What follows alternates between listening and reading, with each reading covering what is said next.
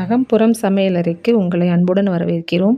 இன்றைக்கி நம்ம பார்க்க போகிறது ரவை லட்டு எப்படி மிக எளிமையாக செய்கிறதுன்னு பார்க்க போகிறோங்க. ரவை லட்டுனா எல்லாருக்கும் ரொம்ப பிடிக்கும். குழந்தைங்களுக்கு ரொம்ப பிடிச்ச ஒரு இனிப்பு வகை. ஒரு 1/2 கிலோ ரவை எடுத்துருக்கேங்க. ஏற்கனவே அந்த ரவையை நல்லா நெய் ஊற்றி 1 ஸ்பூன் நெய் ஊற்றி நல்லா சட்டியில் நல்லா வறுக்கணும். நல்லா மணலாக இருக்கணும் ரவை, அப்போ தான் டேஸ்ட் நல்லாயிருக்கும். நல்லா வறுத்துக்கோங்க சட்டியில். அப்புறம் அதை ஆற வச்சுட்டு ஒரு மிக்ஸி ஜாரில் நல்லா மைய திரிச்சுக்கோங்க.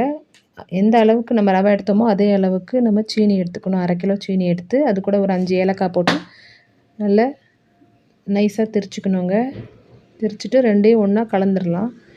கலந்துட்டு நல்லா கிளறிக்கோங்க. நல்லா ஒன்று போல் கிளறிக்கணும். ஒரு 25 கிராம் அண்டிப்பருப்பு எடுத்து அதை நெய்யில் ஒரு 4 ஸ்பூன் நெய் ஊற்றி அதில் பொடிசு பொடிசாக நறுக்கி போட்டு நல்லா நெய்யில் வறுத்துக்கணும். அப்புறம் நம்ம ஏற்கனவே கிளறி வச்சுருக்கோம் பார்த்துக்கிங்களா, ரவையும் சீனியும் அதை நல்லா அதில் போட்டு நல்லா கிளறிக்கோங்க. இதில் நீங்கள் நாட்டு சர்க்கரையும் சேர்த்து போட்டுக்கலாங்க. நாட்டு சர்க்கரையும் இதே அளவு தான். நீங்கள் வேண்டுறவங்க நாட்டு சர்க்கரை போட்டும் இதை நம்ம செஞ்சுக்கலாம்.